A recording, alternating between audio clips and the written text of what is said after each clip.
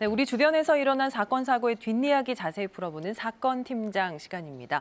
자, 성룡이 팀장, 오늘은 어떤 사건인가요? 네, 이 3년 전 한 아파트에서 불이 나면서 이 부부와 외아들 이렇게 일가족 3명이 모두 숨지는 끔찍한 사고가 있었습니다. 그런데 이 부부에게는 모두 앞서 가입한 생명보험이 있었는데요.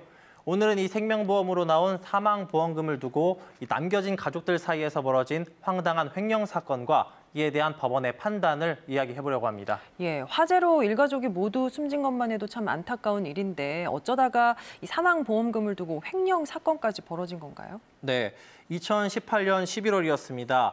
이 A씨 가족이 거주하는 한 아파트에서 불이 나면서 A씨와 A씨의 부인, 이들의 외아들까지 3명이 잇따라 모두 숨졌습니다.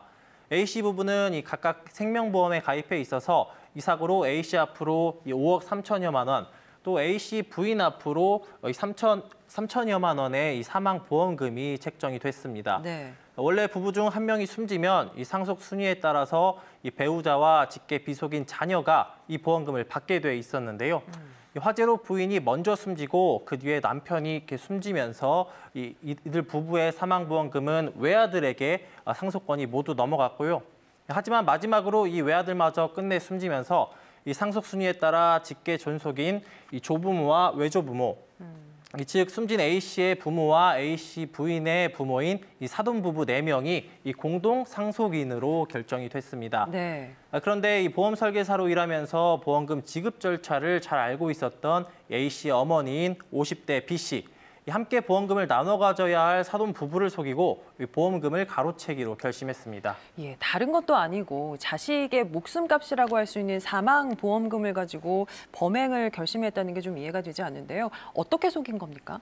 네, 이 B씨 부부는 이 사고 한 달쯤 뒤 한 카페에서 사돈 부부를 만났습니다.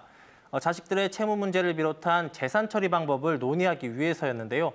이 자리에서 B씨는 이 사망보험금이 5억 원이 넘는 큰 돈이라는 사실을 숨긴 채 이 며느리 앞으로 나온 3천여만 원을 이 친부모인 사돈에게 모두 드리겠다며 이 선심을 쓰듯이 말했습니다. 그러면서 이 자신이 대표로 이 사망보험금을 수령한다는 동의서에 서명해달라고 요구해서 이 실제로 즉석에서 서명을 받았습니다. 네. 다음 날 B씨는 이 보험회사에 보험금 청구서를 제출해서 이 모두 5억 6천여만 원을 자신의 계좌로 받았는데요. 원래대로라면 절반인 2억 8천여만 원을 사돈 측과 나눠야 하지만 앞서 이야기한 대로 3천만 원만 사돈 측에 지급했습니다. 예, 사돈 측에서는 아무런 의심도 하지 못했던 건가요? 네, 이 사고 한 달 뒤에 양가 부모가 만나서 이 사망보험금 수령 동의서에 서명을 했다고 말씀을 드렸는데요. 네. 당시 사고가 난 지 얼마 안 돼 경황이 없던 터라 이 사돈 부부는 별다른 의심을 하지 못했습니다. 그러다가 보험금 3천만 원을 B씨에게서 받았을 때 이 손자가 상속받게 돼 있던 다른 보험이 더 없었느냐고 물었는데요. B씨는 다른 보험은 없고 이 상속된 건 3천만 원이 전부라면서 이 재차 사돈 부부를 속였습니다. 네. 그리고 B씨는 이렇게 가로챈 돈을 며칠 뒤 아파트 전세 보증금으로 대부분 써버렸습니다. 뒤늦게 이런 사실을 알게 된 사돈 측은 B씨를 고소했고 결국 횡령 혐의로 이 재판에 넘겨졌습니다. 예, 재판 과정에서 B씨가 뭐라고 주장했습니까? 네, B씨는 이 법정에서 사돈 부부와 만난 자리에서 아들의 사망보험금이 있다는 사실을 고지했다고 공소사실을 반박했습니다.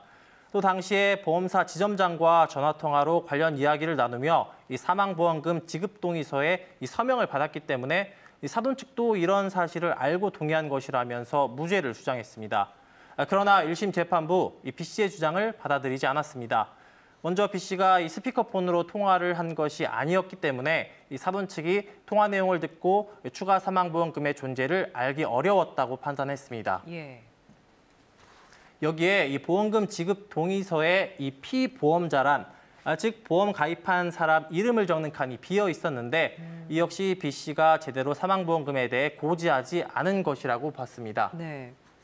또 설령 이 B씨 주장처럼 사돈 측이 추가 사망보험금의 존재를 알았다고 하더라도 이 정확한 보험금 액수를 몰랐기 때문에 진정한 합의는 불가능한 상황이었다며 유죄로 판단해서 이 B씨에게 징역 1년에 집행유예 2년을 선고했습니다. 그렇군요. B씨가 항소를 했나요? 네, B씨는 1심 법원 판단에 불복해서 항소했는데요. 항소심 재판부는 5억 원이나 되는 거액의 사망보험금을 횡령해 개인적으로 사용하고 계속 범행을 부인하는 등 죄질이 나쁘다면서 역시 유죄로 인정했습니다. 다만 이 아들의 보험금을 B 씨가 대부분 부담한 점, 이 며느리 사망보험금 3천여만 원을 사돈 측에 지급한 점, 이 B 씨 역시 상당한 고통을 받았을 것이라는 점을 참작해서 최근 원심보다 가벼운 벌금 800만 원을 선고했습니다. B 씨는 아직 대법원에 상고하지 않은 상태인데요. 가족의 사망보험금을 두고 벌어진 이번 횡령 사건, 극단적인 사례일 수 있겠지만 돈이 우선시되는 우리 사회의 한 단면을 보여주는 것 같기도 합니다. 예, 알겠습니다. 여기서 마무리하겠습니다. 송영희 팀장 수고했습니다.